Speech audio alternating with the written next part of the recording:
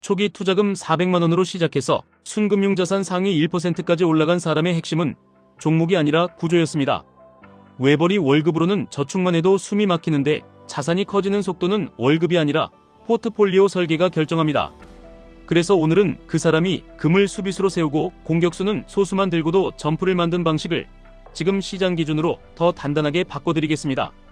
첫 문장부터 결론을 말씀드리면 불확실한 시대에 자산을 빨리 키우는 방법은 금 같은 수비수로 멘탈을 지키면서 QLD와 TQQQ 같은 공격수를 규칙으로 운용하는 겁니다.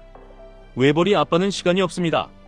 분석할 시간도 없고 매달 남는 돈도 작고 한번 삐끗하면 가족 생활이 흔들립니다. 그런데 대부분은 여기서 두 갈래로 나뉩니다. 그냥 평생 저축만 하거나 반대로 한 방을 노리다가 한 번에 무너집니다. 그 영상 속 사람도 비슷했습니다. 20대 때 저축을 미친 듯이 하면서 월급의 대부분을 모았고 결혼과 집을 위해 대출을 끼대 빠르게 갚았고 그러다 욕심이 생겨 전원주택 땅을 계약했다가 압류통지서까지 받는 공포를 겪었습니다. 그때 2천만 원이 한 방에 날아갔습니다. 이 경험이 중요한 이유는 투자 실력 이야기가 아니라 인간이 어떤 순간에 무너지는지 보여주기 때문입니다. 숫자가 아니라 심리가 무너질 때 자산이 박살납니다. 그래서 그 사람은 다시 초심으로 돌아가 저축만 하다가 주식은 사고 파는 게 아니라 모으는 거라는 메시지를 보고 방향을 틀었습니다. 여기서 포인트가 하나 있습니다. 대부분은 이 말을 듣고 아무 종목이나 오래 들고 있으면 된다고 착각합니다. 그런데 그 사람은 다르게 움직였습니다. 처음에는 제약주처럼 본인이 이해할 수 있는 산업을 골랐고 월급으로 한 주 두 주 모으는 방식으로 시작했습니다. 하지만 곧 한계를 깨달았습니다. 한 달에 30만원 남기는 것도 어려운 웨버리에게 한 주씩 모으는 속도는 자산 점프를 만들기 어렵다는 현실 말입니다. 여기서 그가 한 선택이 여러분에게는 QLD와 TQQQ로 이어져야 합니다. 그는 2차전지 산업을 공부하다가 동박 같은 확실한 성장 구간을 보고 저축 속도로는 타이밍을 못 잡겠다고 판단했습니다.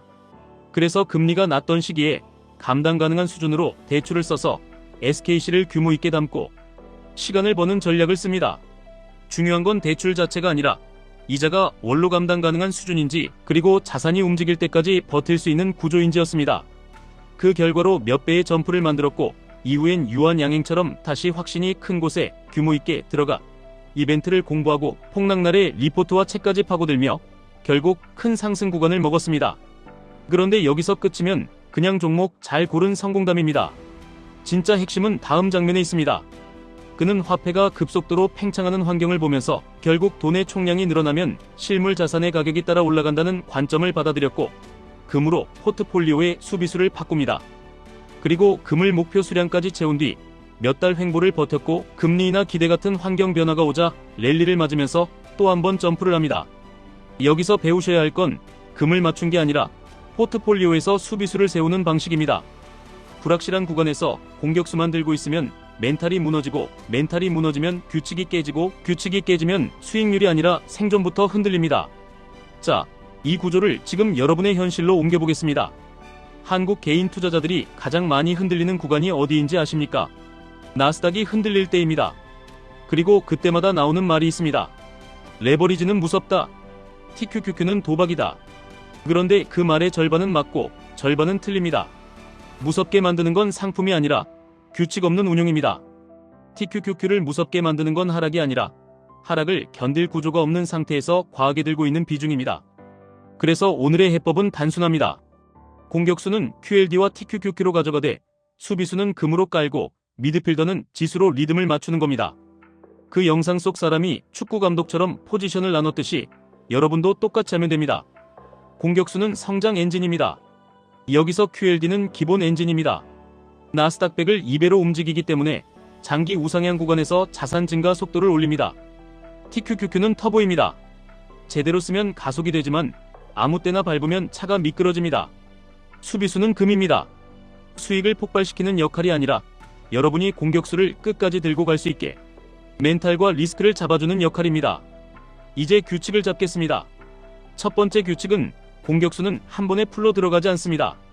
웨버리 월급 투자에서 가장 위험한 건 타이밍이 아니라 올인입니다. QLD는 매달 정기적으로, TQQQ는 조건부로만 들어갑니다. 예를 들어 QLD는 월급날 자동으로 들어가는 기본 적립입니다. 이건 습관입니다. 반면 TQQQ는 아무 때나 사는 게 아니라 시장이 힘들 때만 추가합니다. 기준은 아주 단순하게 잡으시면 됩니다. QQQ 기준으로 21선 근처나 아래에서만 TQQQ를 분할로 들어가고 21선 위에서는 QLD만 늘리는 겁니다. 이렇게만 해도 여러분은 레버리지의 공포 구간에서 더 많이 사게 되고 흥분 구간에서 과매수하는 실수를 줄입니다. 두 번째 규칙은 금은 수익이 나서 사는 게 아니라 버티기 위해 삽니다. 금을 들고 있으면 답답합니다. 주식처럼 화끈하지 않습니다. 그런데 그 답답함이 여러분을 살립니다. 왜냐하면 시장이 흔들릴 때 여러분이 제일 먼저 하는 행동이 무엇인지 생각해 보셔야 합니다. 공격수를 팔아버립니다. 그리고 그 순간 복리 엔진이 꺼집니다. 금이 포트폴리오에 깔려 있으면 공격수가 흔들려도 전체 계좌는 덜 흔들립니다. 덜 흔들리면 규칙을 지킬 확률이 올라갑니다. 규칙을 지키면 결국 시간은 여러분 편이 됩니다. 세 번째 규칙은 리밸런싱은 감정이 아니라 체크리스트로 합니다. 그 영상 속 사람은 은이 골 넣는 수비수가 되면 그걸 팔아 QQQ와 SPY로 이동하겠다고 했습니다. 이 말은 수비수가 공격 역할을 과하게 하면 다시 역할 분담을 재조정하겠다는 뜻입니다. 여러분도 똑같이 하면 됩니다. TQQQ가 너무 올라서 비중이 계획보다 커지면 일부를 줄이고 QLD나 금으로 옮깁니다. 반대로 시장이 크게 밀려 TQQQ 비중이 줄어들면 정해둔 조건에서만 다시 채웁니다. 이게 자동 조절 장치입니다. 이 장치가 없으면 사람은 반드시 한쪽으로 쏠립니다. 올라갈 때는 더 욕심내고 내려갈 때는 더 겁먹습니다. 이쯤에서 머릿속에 떠오르는 질문들이 있으실 겁니다. 첫 번째, 외벌이인데 레버리지 괜찮습니까?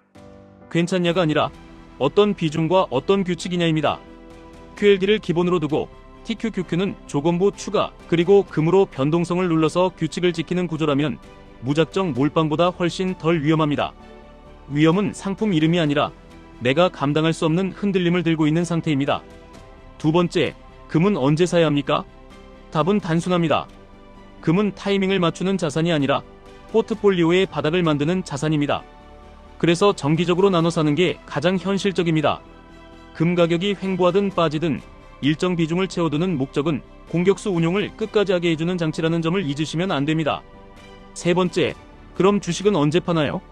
여기서 많은 분들이 망합니다. 왜냐하면 매도 기준이 감정이기 때문입니다. 기준은 두 가지면 충분합니다.